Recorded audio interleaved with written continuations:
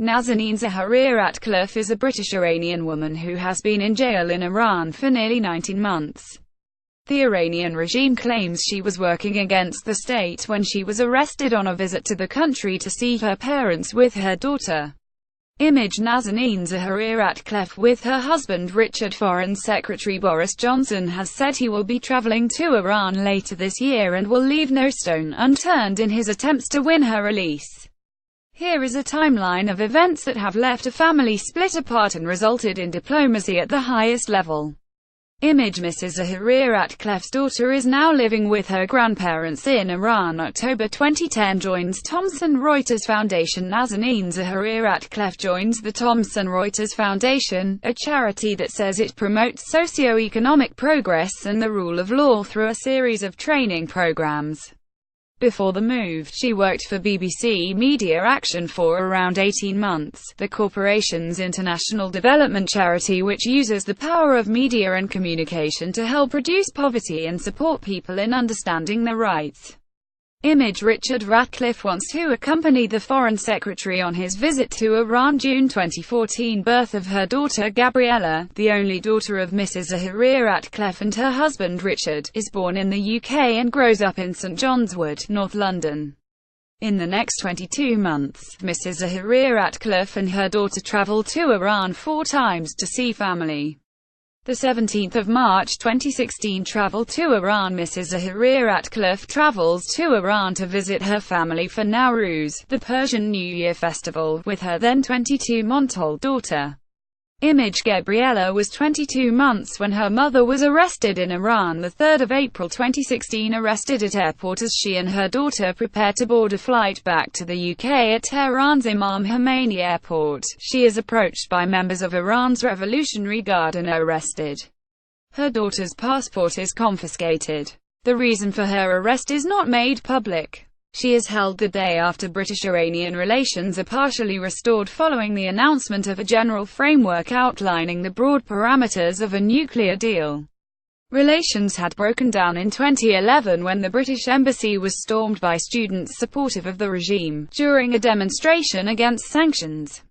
Image family and supporters tied ribbons to mark 365 days since Nazanin was imprisoned. The 16th of June 2016 regime change claims Press TV, the state-owned and controlled English and French-language Iranian news channel, claims Ms. ZaghariRatcliffe was involved in plans for regime change in Iran, allegations she denies. An article says she was identified after a large intelligence operation and was one of the liaison officers of networks hostile to Iran abroad. Press TV's source tells the channel she carried out several missions and conducted her criminal activities under the direction of media and intelligence services of foreign governments. Gabriella, meanwhile, goes to live with her grandparents. Mrs. ZaghariRatcliffe is prevented from seeing her daughter for 38 days. The first time she is brought to the jail, Gabriella is forced to wear a sack over her head to disguise where her mother is being held, the Evening Standard reported. July 2016 3 others indicted. Iran's Revolutionary Guard says Mrs. ZaghariRatcliffe participated in the design and implementation of cyber and media projects to cause the soft toppling of the Islamic Republic, allegations she denies. It also reveals that 2 other dual nationals and a foreigner have been indicted. They are Homa Hoodfar, an Iranian-Canadian woman who is a retired university professor, Siamak Namazi, an Iranian-American businessman, and Nazar Zakher, a permanent U.S. resident from Lebanon who has done work for the U.S. government. Image Richard Ratcliffe says his wife's physical and mental health is getting worse. Theresa May raises concerns about the plight of Mrs. ZaghariRatcliffe with Iran's President Rouhani. During a phone conversation, the PM mentions a number of consular cases involving dual nationals, including that of the 37-year-old charity worker. A Downing Street spokesman said Mrs. May stresses the importance of resolving such cases as the 2 countries work on forming closer ties.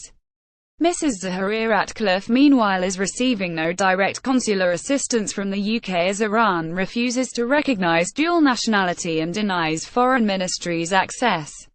The 6th of September 2016 sentenced to 5 years after spending 150 days in detention. Mrs. Zaghari-Ratcliffe is sentenced to 5 years in prison on charges that remain secret, and petition calling for her release passes 800,000 signatures.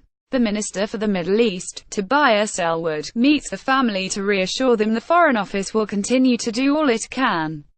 Image Richard Ratcliffe wants to accompany the Foreign Secretary on his visit to Iran. The 9th of September 2016, Richard Ratcliffe finds out his wife won't be released. The 37-year-old mother calls her husband Richard and reveals she is due to be held in jail for several more years, expressing her disbelief at the sentence.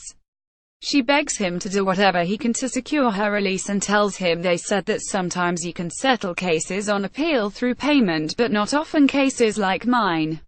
So I don't know how long it will go on taking. She is being held in the notorious Evin prison, a jail described by freed inmates as a black hole, where political prisoners are tortured. Mrs. Zaghari-Ratcliffe's lawyer is instructed to appeal against the decision, but no date for the appeal is set. April 2017, Iran upholds 5-year sentence. Iran's Supreme Court upholds the 5-year prison sentence, giving her no more legal options to overturn it. Richard Ratcliffe calls for the government to step up its efforts to free her. Theresa May raises her plight with Iran, according to a Foreign Office statement. Image Gabriella Zaghari-Ratcliffe holds a sign calling for her mother's release. August 2017, Nazanin in a fragile state. Richard Ratcliffe tells Sky News his wife is in a fragile state and has seen a psychiatrist who diagnosed she has advanced depression. Mr. Ratcliffe says he's been talking in very dark terms about what she might do. His comments come ahead of a visit to Iran by Foreign Office Minister Alistair Burt, at which he raises her case. September 2017, May speaks to Rouhani again. Theresa May speaks to Iranian President Hassan Rouhani about the case on the sidelines of the UN General Assembly. October 2017, 2 more charges. Mrs. Zaghari-Ratcliffe is told she faces 2 more charges, with prosecutors alleging she joined organizations which specifically worked to overthrow the government. The Guardian says Tehran's Prosecutor General claimed that Mrs. Zaghari-Ratcliffe was detained because she was running a BBC Persian journalism course. The Iranian regime has a long-standing enmity towards the BBC's Persian service, which is banned in Iran, but reaches people via satellite and on shortwave bandwidths, as well as. In the past, the Iranian regime has frozen the assets of its staff and harassed and intimidated their family members, according to the BBC. Mrs. Zaghari-Ratcliffe is also accused of joining a demonstration outside the Iranian embassy in London, with authorities claiming they have photographic evidence. Image Boris Johnson's error was seized on by Iranian prosecutors 1 November 2017. Johnson's big blunder. Boris Johnson appears at a meeting of the House of Commons Foreign Affairs Select Committee where he criticizes Iran for detaining Mrs. Zaghari-Ratcliffe, before saying, "When I look at what Nazanin ZaghariRatcliffe was doing, she was simply teaching people journalism as I understand it. Neither Nazanin ZaghariRatcliffe nor her family has been informed about what crimes she has actually committed, and that I find extraordinary, incredible." Mrs. Zaghari-Ratcliffe is summoned to court in Tehran where the Foreign Secretary's comments are used as evidence against her, with prosecutors saying she was engaged in propaganda against the regime. The new case is opened up a month before she is eligible for early release. She could face an extra 16 years in jail. Image Nazanin ZaghariRatcliffe denies working to topple the Iranian regime. 7 November 2017, Johnson tries to contain his mistake. Boris Johnson announces he plans to visit Iran, after speaking with Iranian Foreign Minister Javad Zarif in an effort to contain the fallout from his blunder. The Foreign Office says the Foreign Secretary expressed concern that his remarks to the Foreign Affairs Committee were claimed by the Iranian Judiciary High Council for Human Rights to have shed new light on the case.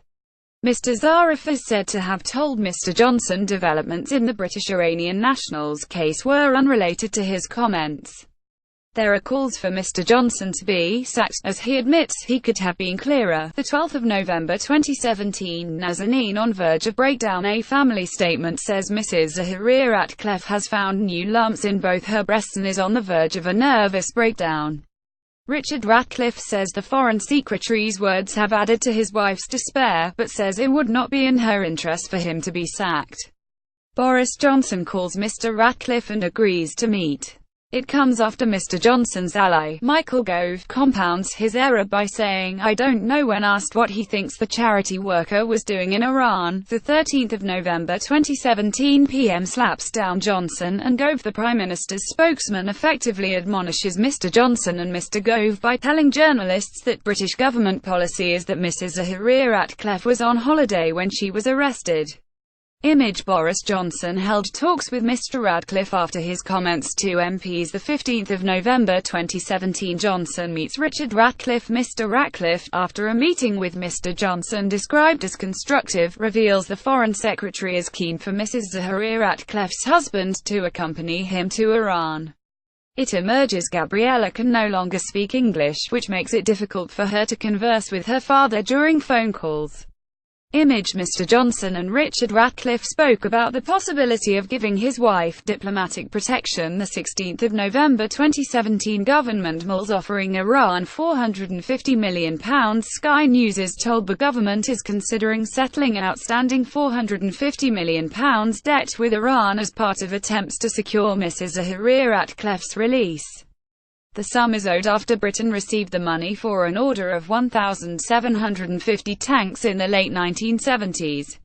But only 185 were delivered when the order was cancelled in the wake of Iran's 1979 Islamic Revolution. There is much debate over whether the cash should be viewed as a ransom payment, something the UK say it does not pay.